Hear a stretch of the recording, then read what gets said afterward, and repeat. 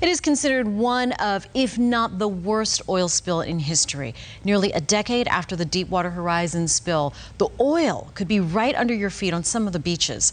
Our state capitol reporter Forrest Saunders spoke to a Florida researcher who says that oil isn't going anywhere anytime soon.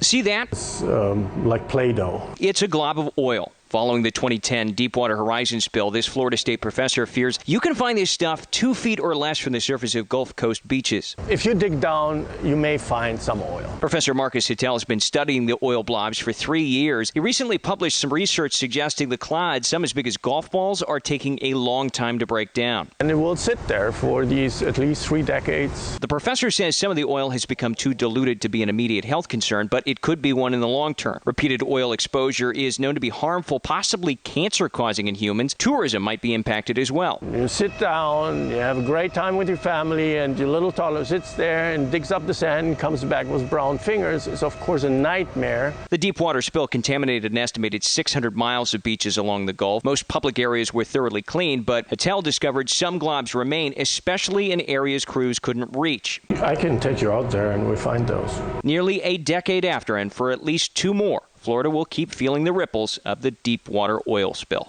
In Tallahassee, Forrest Saunders, Fox 4 in your corner. Thank you, Forrest. And even though 30 years sounds like a long time, that professor says it could have taken 100 years if the oil had been a lower quality or in an area without as much oxygen.